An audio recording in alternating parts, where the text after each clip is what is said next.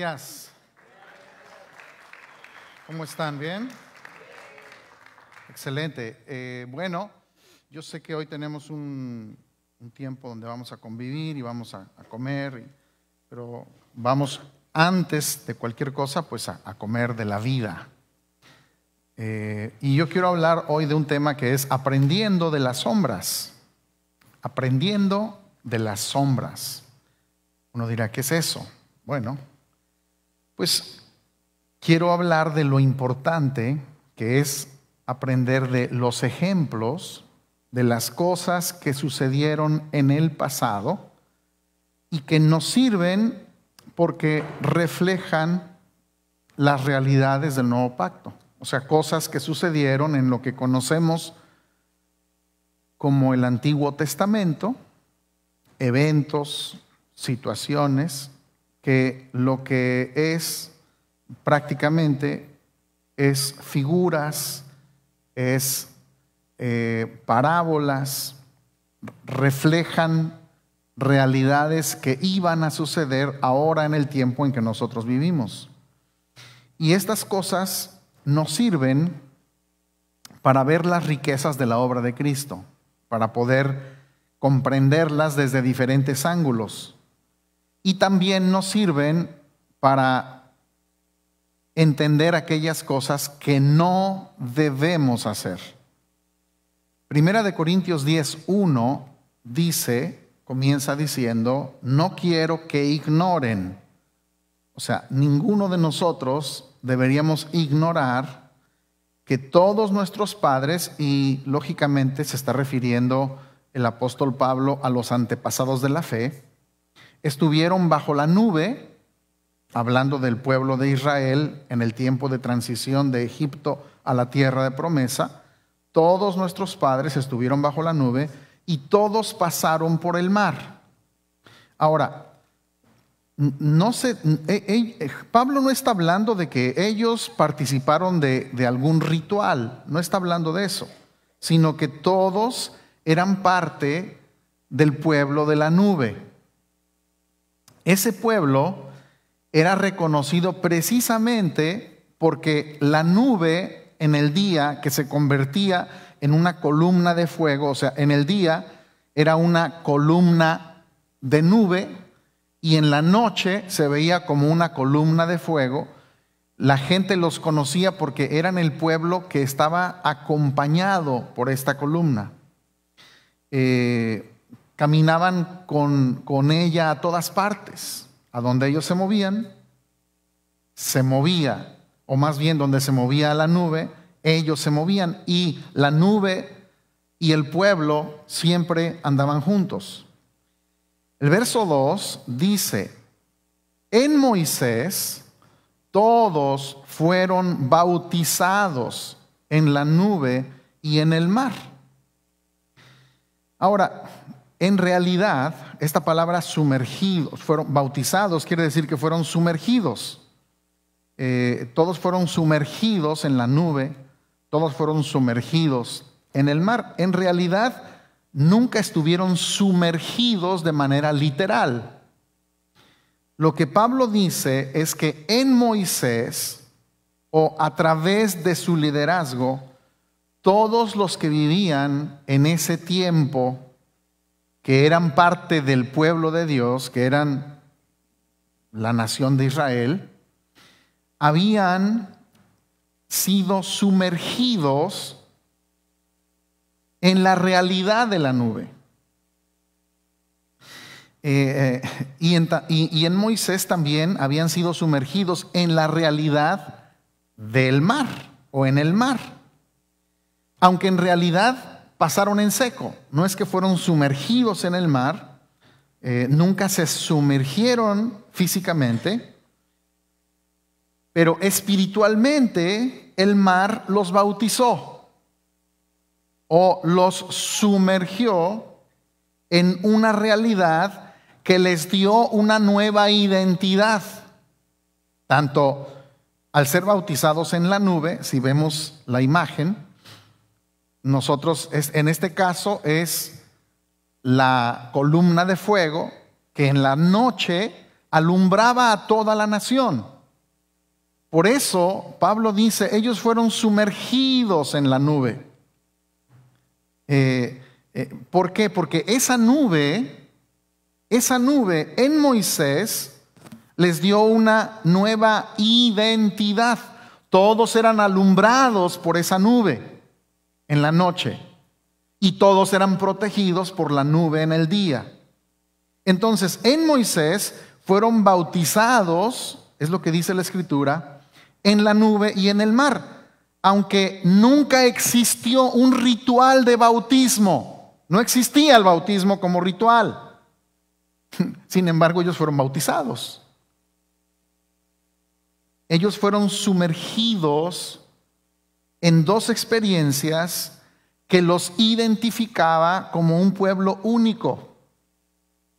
Esa experiencia fue el cruce del mar, que les abría el camino hacia la libertad plena, sin la amenaza de un faraón que los perseguía. Y la otra experiencia es la protección y presencia de la nube sobre sus vidas. El bautismo es el acontecimiento o la situación en la vida que te lleva a una nueva fase. ¿Entiendes? El bautismo no es que ellos fueron sumergidos en la mar, no, es que el bautismo en la mar los trajo a una nueva realidad. Y el bautismo en la nube, que eran protegidos y alumbrados por esa nube, estaban siendo bautizados, era una nueva experiencia que los llevaba a una nueva identidad. El bautismo escritural del que habla Pablo es uno que siempre te lleva a una nueva fase y marca en tu vida un nuevo inicio.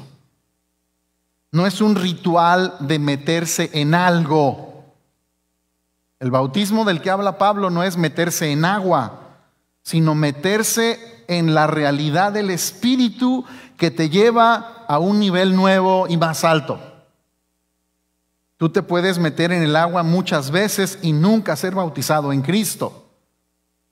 Así como la nación de Egipto estaba cerca de ellos, pero ellos no fueron bautizados en la nube y ellos fueron sumergidos en el mar, pero no bautizados en el mar. El verso 3 dice, todos comieron el mismo alimento espiritual. Y todos bebieron la misma bebida espiritual, porque bebían de una roca espiritual que los seguía. ¿Y qué dice al final? La roca era Cristo. Ahora fíjate. Todos comieron el mismo alimento espiritual. Sin embargo, el alimento que ellos comían era un alimento físico. Era algo físico, alimentaba el cuerpo. Eso era el maná. Pablo se está refiriendo al maná. Pero en realidad, eso que estaba pasando allá es una sombra de Cristo, que es el pan del cielo. La roca que lo seguía, la roca era una roca que físicamente se veía, era una roca física. Pero Pablo dice que era una roca espiritual. Y dice que la roca era ¿quién? Cristo. Entonces ellos comían y bebían físicamente, pero prefiguraba, ellos comían y bebían de Cristo todos los días, aunque no lo sabían, lo ignoraban. 40 años comiendo y bebiendo a Cristo y nunca supieron lo que comieron y lo que bebieron.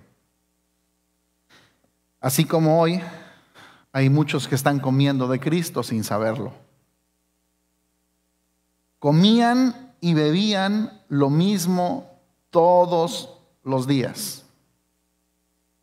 Pero solamente 2 de toda la multitud, de todos los cientos de miles que salieron de Egipto, solamente 2 se beneficiaron del alimento que producía vida,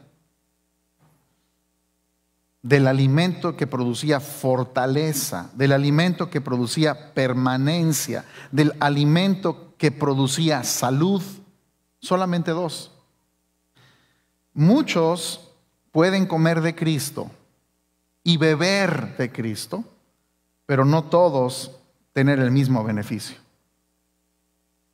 Todos pueden leer la Biblia y no todos comer de Cristo.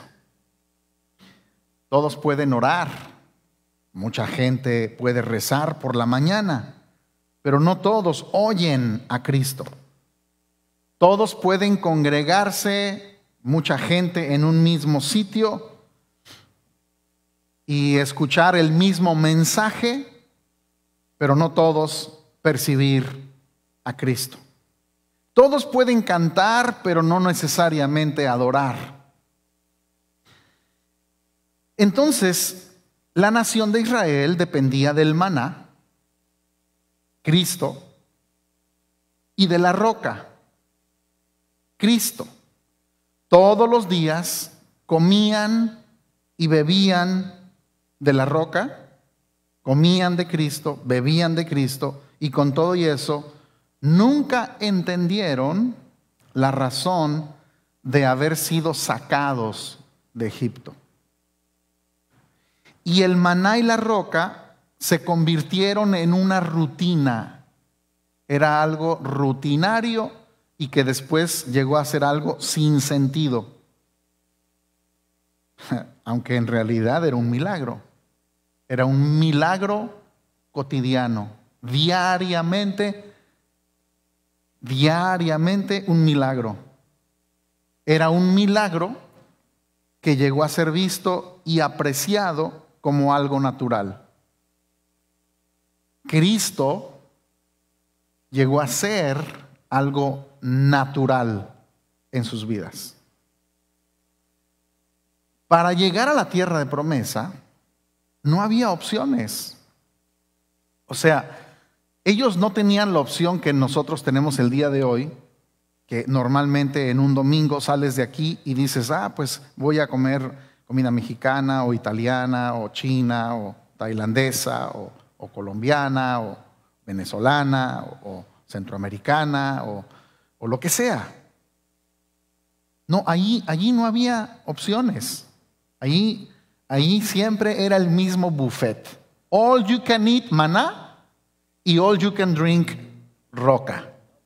And that's it. No había más. Entonces, o comes maná o te quedas sin comer. Y en la posesión de nuestra herencia, o comes de Cristo o no posees la herencia, porque no hay otra opción. Aquí no hay más que o Cristo o Cristo. O sea, para poder poseer la herencia es o Cristo o Cristo. Entonces, no es alimentar el alma lo que produce la vida. Y cuando digo alimentar el alma, me refiero a alimentar tus emociones,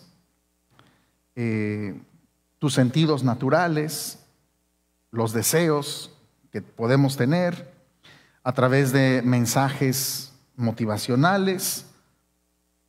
Tú puedes, campeón. Tú eres un gran campeón.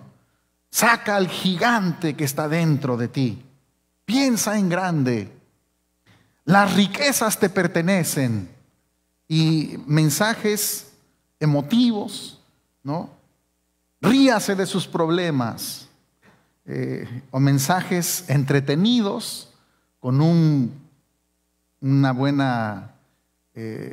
buenos chistes al principio, en medio y al final, para hacer la cosa más amena, pero no edificar o no edifican esos mensajes sobre la roca que es Cristo. Entonces, ¿sabes qué? Las masas, o sea, la gran mayoría de los israelitas decían, es que no queremos esto, no queremos el maná, no queremos agua de Jamaica, ya no queremos agua de la roca, queremos horchata, queremos algo diferente, queremos un taco con fajita. Entonces las masas piden algo que huela a carne, que sepa a carne, que se sienta como carne, que se oiga en las brasas cuando se está haciendo como carne, aunque no sea alimento. Primera de Corintios 10:5, sin embargo, Dios no se agradó de la mayor parte de ellos, y por eso quedaron tendidos en el desierto. Entonces, fíjate, dice Pablo, fueron todos bautizados en la nube y en el mar, todos bautizados. Pero Dios no se agradó de la mayoría de ellos. La mayoría de todos ellos, la mayoría estaba incorrecto. La mayoría quería carne. La mayoría gritaba demandando lo mismo. La mayoría quería un líder que les preparara una carne asada, porque el maná era muy aburrido. El maná le faltaba el saborcito. Moisés tenía una dieta muy aburrida. Cristo de comer y Cristo de beber. Esa dieta no le gustaba a la masa. Aunque esa dieta procedía de Dios y la carne no, la mayoría quería algo que fuera carne.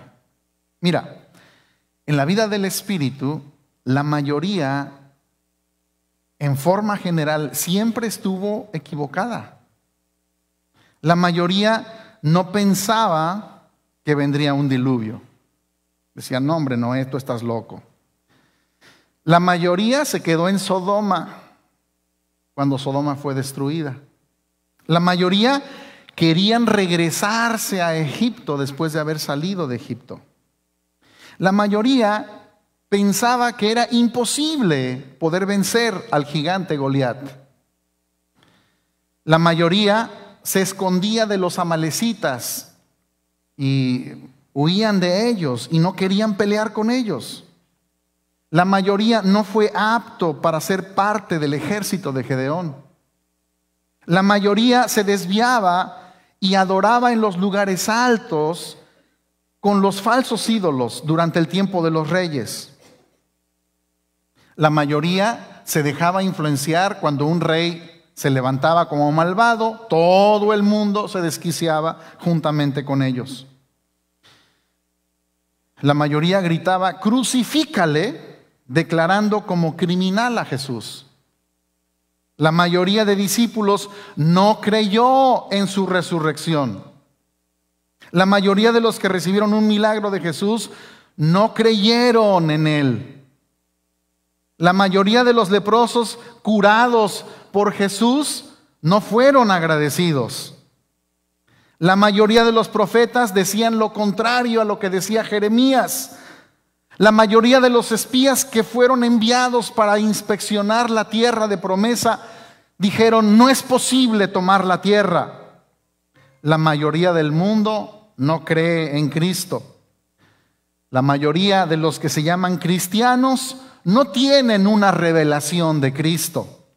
La mayoría de los que se congregan en una iglesia no saben cuál es la herencia que tienen como hijos de Dios. La mayoría no ha visto el reino de Dios. La mayoría de los creyentes en Cristo no saben, ignoran el poder que poseen. El que haya una gran mayoría que no entienda las verdades espirituales no quiere decir que la mayoría tenga razón. El que haya y que exista grandes religiones llenas de gente no quiere decir que están acertados en su fe. Número de gente no determina veracidad en lo espiritual. El que no enseñen muchas de las verdades de Cristo, su reino, la gracia, el nuevo pacto, no quiere decir que la mayoría tenga razón. Si alguna vez te has sentido en tu mente natural como extraño, como que algo puede estar mal porque la mayoría de las personas viven otra frecuencia a la que tú vives, tienes que entender que no vives por lo que dictamina la mayoría, por lo que la mayoría piensa o por lo que la mayoría acepta, sino por la dirección del Espíritu. Lo que vemos es que la mayoría del tiempo, en la mayoría de la historia, la mayoría de la gente, en la mayoría de los casos, en la mayoría de las cosas, en la mayoría de las verdades, la mayoría está mal. Wow, esa me la saqué de la manga. Esa es de mi... Y también un filósofo que se llama Girard Cardin dijo o dice, hoy es por primera vez que lo dice, la mayoría mayormente está errada en la mayoría de las verdades mayores que son las de mayor valor. ¡Wow! Le salió humo en la cabeza. Mira, toda esta gente, toda esta masa, toda esta multitud que salió de Egipto, tenían un llamado a una herencia y la mayoría nunca la vio. Nunca la entendió y mucho menos la poseyó. Tenían una promesa de una tierra de abundancia, pero la mayoría solo vio una tierra desértica. Tenían la presencia de la gloria de Dios, que la mayoría jamás la valoró. Tenían la roca de la cual bebieron, que la mayoría nunca discernió lo que Pablo dice, y la roca era Cristo. Tenían el pan que descendía del cielo, que la mayoría nunca apreció. Por eso Pablo dice, quedaron tendidos en el desierto. La mayoría murió en tierra árida y desértica, olvidados por la historia, sin logros, sin objetivos, sin visión, sin dar en el blanco, sin hijos y nietos y futuras generaciones que pudieran recordar sus vidas. ¿Por qué? Porque terminaron sepultados por allá donde nadie supo, en el desierto. No quedó ni un rastro de ellos, porque ni siquiera tumbas para visitarles en el futuro se edificaron. O sea, que la mayoría de ellos murió sin dejar rastro. Dejaron hijos, pero esos hijos no fueron influenciados por ellos, porque todos los días los hijos los veían hacer lo mismo: comer aburridamente el mismo pan, hacer todos los días los mismos rituales, celebrar las mismas fiestas, contar la misma historia ya sin sentido, dormir a la misma hora, vestir de la misma manera, para caminar de la misma forma, para llegar al mismo desierto en el cual murieron sin gloria.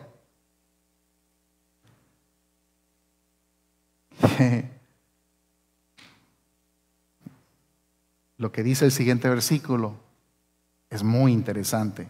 Anótalo. Porque dice: estas cosas sucedieron como ejemplo ¿para quién? ¿Para quién? Yo quiero que digas: para mí. Estas cosas sucedieron como ejemplo para mí. Ellos, escucha, si Pablo tiene razón, en donde estas cosas sucedieron como ejemplo para mí, entonces ellos, la nación de Israel, no eran el propósito. Ellos, la nación de Israel, no eran el plan.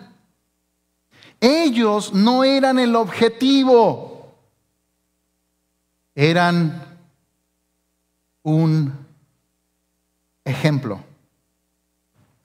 Fueron una película que Dios nos hizo para mostrarnos, para enseñarnos. Fueron una historia que ilustraba verdades. Fueron una parábola escrita para nosotros.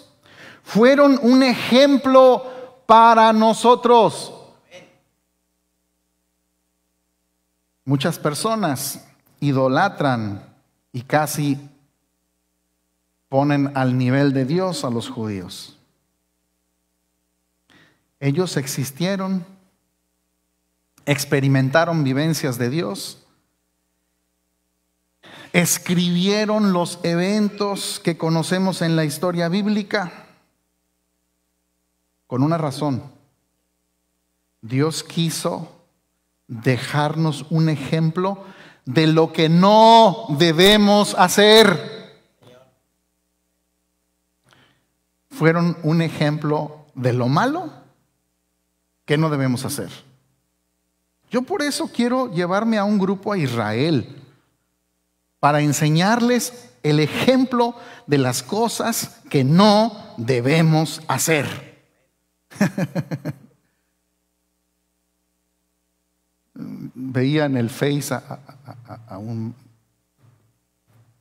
brother allá de otra ciudad en donde estaba contentísimo porque estaba en el muro y decía: espero que Dios haya escuchado mi oración. Bueno, yo los quiero llevar para que sepan todas esas cosas que no se deben de hacer. Como Pablo dice: estas son las cosas que no debemos de hacer. Es el ejemplo de lo que no debemos de hacer. Y comienza a mencionar algunas cosas. Y dice, lo primero dice: no codiciemos. Y aquí habla del engaño de la codicia. ¿Por qué? Porque está hablando, cuando Pablo está hablando acerca de esto, de que no codiciemos lo malo como ellos lo codiciaron, se está refiriendo a la historia. Porque ellos tenían el maná. ¿Quién es el maná? Cristo. Pero pidieron carne, cebollas y ajos. Carne a la parrilla con cebolla olorosa que huele muy bien, asadita, cruda no, pero asada huele muy bien, y con ajos a la parrilla que todo lo revuelves y eso se comienza a salir un olor grato a nuestro olfato. ¿Sí o no? Pero el maná era una receta para mantenerlos sanos durante toda la jornada, para que tuvieran fuerza durante todo el tiempo que iban a estar allá. Pero el otro, la carne, les acortaba la vida. Y el otro, el maná, era la vida. Uno les garantizaba sostenimiento en la jornada, con salud y fortaleza. El otro era un antojo que no les servía en esas condiciones. El maná era una sombra de Cristo, que es lo que nos da vida en el Espíritu, Cristo. Es lo que requerimos para tener salud, Cristo. Es lo que requerimos para tener fortaleza, Cristo. Es lo que requerimos para que en nuestra jornada tengamos éxito, Cristo. La carne con cebolla y ajos nos enseña que los sentidos, el olor a carne, el sabor a carne y la vista de un steak que está asándose a las brasas son tan poderosos que pueden hacer que una persona decida comer carne, aunque no sea lo que en ese momento le conviene. Lo que nos enseña esta sombra es que nuestros sentidos nos engañan, porque nos presentan opciones que a la vista, al gusto, al olfato, a lo sensorial, podría ser muy satisfactorio, aunque no sea lo conveniente. Mientras que Cristo, el maná, que es la vida, pudiera parecer insípido a los sentidos. Escucha, a los sentidos naturales, pero eso es lo que nos da permanencia y nos garantiza llegar a la posesión de nuestra herencia, que es Él. Es comer y beber de Él. Él es el pan que descendió del cielo, del cual nosotros comemos no en un rito llamado la Santa Cena. No. Tú puedes comer todas las veces la galletita y nunca comer de Cristo, sino en una experiencia de ser alimentados con Él y por Él.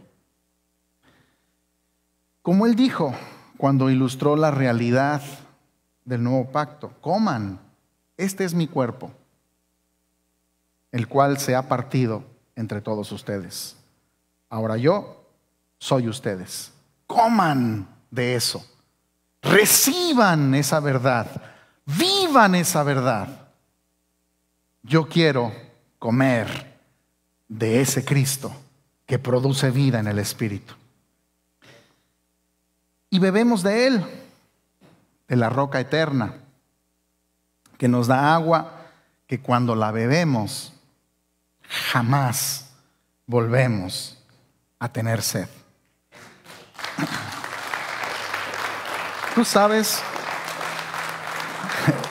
que mucha gente bebe agua continuamente, no porque tenga sed. ¿Sabías eso? ¿Por qué bebe agua la gente continuamente? Muchos. ¿Por qué lo hacen? Porque saben que es beneficioso para su salud. No lo hacen por necesidad. No tienen sed.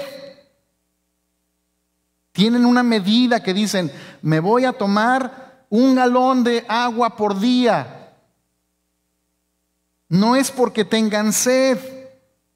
Lo hacen porque es beneficioso para su salud. Nosotros bebemos de Él no porque tengamos sed, porque fuimos ya saciados, porque no nos cansamos y vemos ahora que cada día de nuestro interior fluye un río de agua que sale para vida eterna. No nos congregamos por necesidad. No leemos la Biblia por necesidad. Lo hacemos porque es nuestra vida, porque es lo conveniente, porque es lo que nos conviene, porque es lo que requiere nuestra jornada, porque somos entendidos en lo que necesitamos para que esta vida siga creciendo en nosotros y que Él siga siendo formado en nosotros. Verso 7. No sean pues idólatras, como fueron algunos de ellos. Según está escrito, el pueblo se sentó a comer y a beber y se levantó a jugar. Ni forniquemos como algunos de ellos fornicaron, y en un día cayeron 23,000. Bueno, no sean idólatras. Y vean, Pablo otra vez dice, esas cosas sucedieron como ejemplo a nosotros de las cosas que no debemos de hacer. Así que Israel es un muy buen ejemplo de cómo nosotros no debemos vivir. ¿Entiendes? ¿Sí? Entonces, dice el libro de Éxodo que el pueblo de Israel, mientras Moisés estaba recibiendo las tablas de la ley, se hizo un becerro y se sentaron a comer y a beber, tal y como lo dice aquí. En la mañana, dice Éxodo, se hicieron el becerro y dijeron, vamos a hacer fiesta. Ellos tenían ideas preconcebidas. Salieron de Egipto con una cultura, una religión pegada en su cultura y en su experiencia, donde el buey era un dios en esa cultura. En Egipto, el buey era un dios. O sea, no fue algo que se inventaron, era algo que ellos habían conocido en Egipto. El dios Apis. Ese dios era parte de aquello que ellos vivieron desde niños, donde habían crecido. Estaba metido en su pensamiento, en sus experiencias, en sus vivencias, en su cultura. Muchas veces es más fácil erradicar un concepto religioso que sacarle $1 a un regio.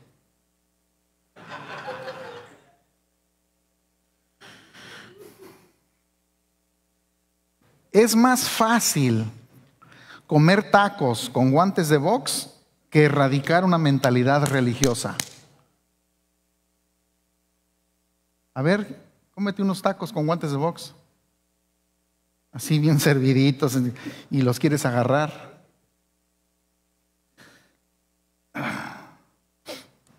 Entonces, la idolatría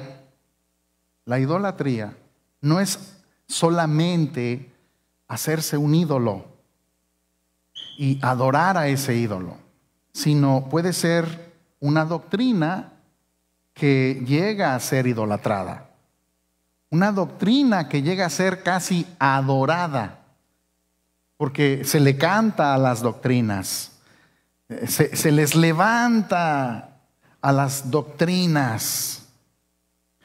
La Santísima Trinidad, por ejemplo, ¿no? Que es lo que más divide a la iglesia. No, que no son tres, que son uno. No, que no son uno, que son tres. No, que es la Santísima Trinidad. No, que es solo Jesús. Y es toda una, y hacen de su doctrina una idolatría tremenda. El bautismo en agua. No, que es de esta manera, que tiene que ser agua así, que tiene que ser agua de río, que tiene que ser agua corriente, que tiene que ser sumergido completamente. No, que puede ser rociada. No, que tiene que ser después de tal edad.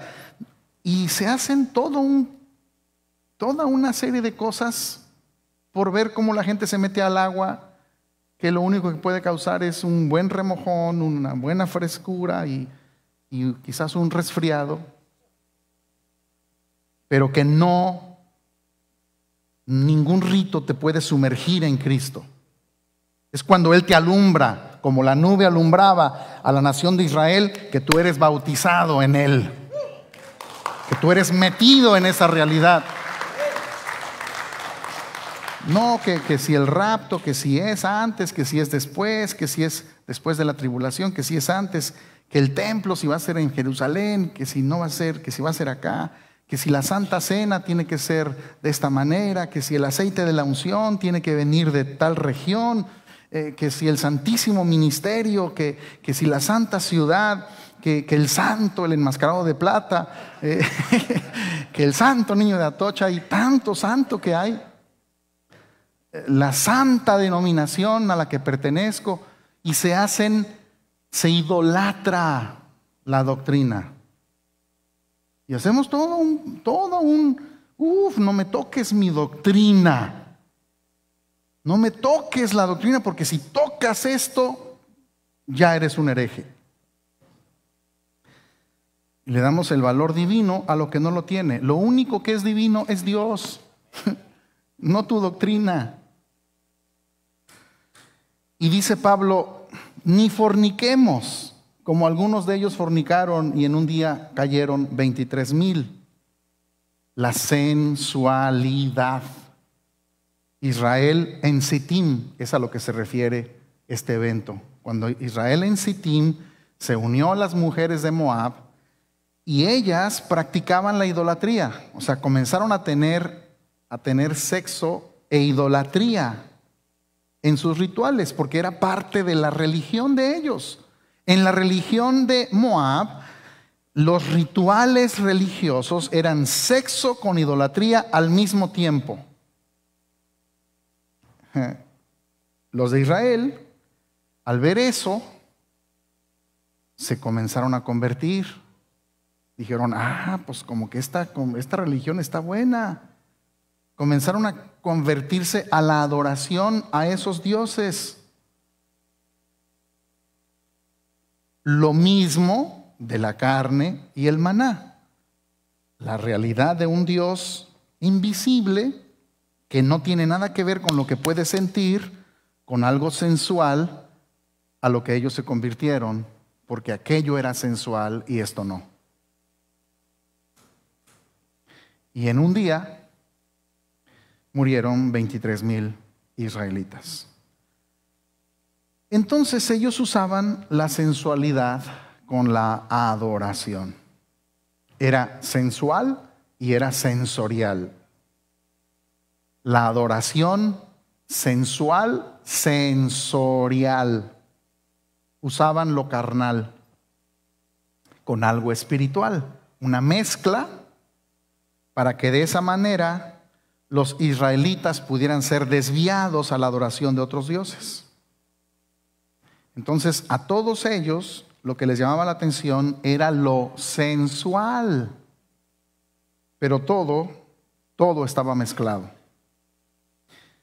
Estamos viviendo tiempos donde la sensualidad ha venido a formar parte de los espectáculos religiosos, donde lo importante es parecer lo mismo que se presenta en el mundo del espectáculo, o donde lo importante es la calidad de los músicos y de los que cantan, y no la vida de los que cantan.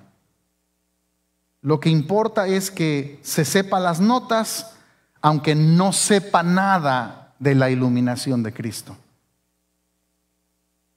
Verso 9, ni provoquemos al Señor, ya me pasé, como algunos de ellos lo provocaron y fueron destruidos por las serpientes, ni murmuren como algunos de ellos murmuraron y fueron destruidos por el destructor.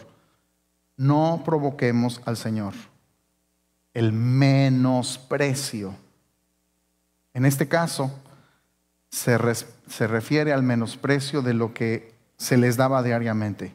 Ellos se quejaron contra Moisés, diciendo que ya no soportaban ese pan aburrido.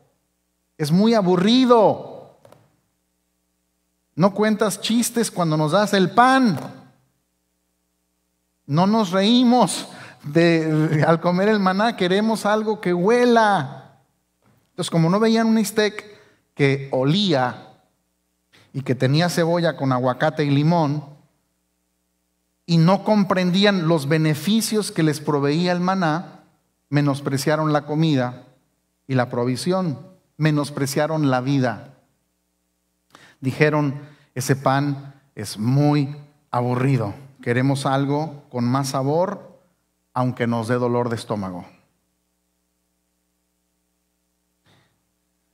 Y también dice, no murmuremos. No, anterior.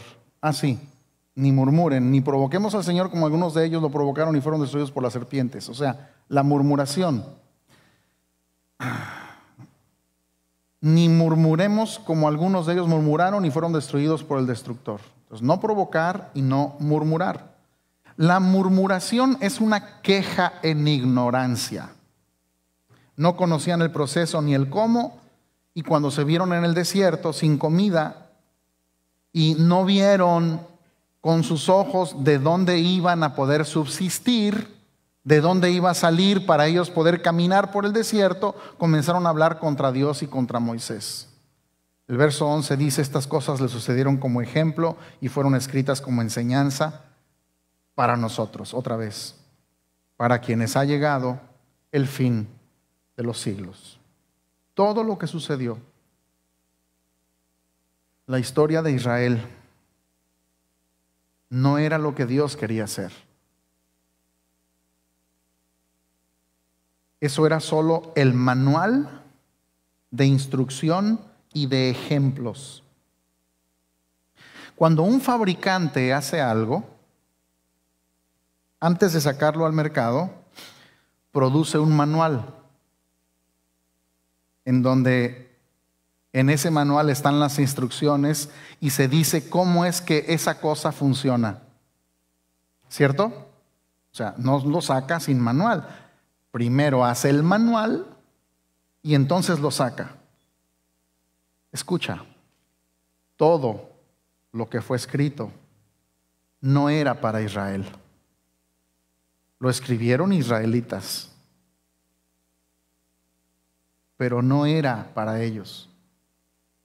Fue escrito como enseñanza para nosotros, los hijos de Dios, que entre ellos hay algunos israelitas, quienes vivimos en el fin de los tiempos, en el tiempo del reino, en el tiempo del Mesías, en el tiempo de esta gracia. Y a donde nosotros tenemos que aprender a no hacer estas cosas y a vivir de la realidad de lo que Cristo nos provee, de su riqueza, de su gloria, de su espíritu en nuestras vidas. Padre, gracias por cada persona que está aquí, cada persona que está oyendo a través de los medios. Y yo pido que la iluminación de tu espíritu pueda traer ahora vida y que pueda producir iluminación por tu espíritu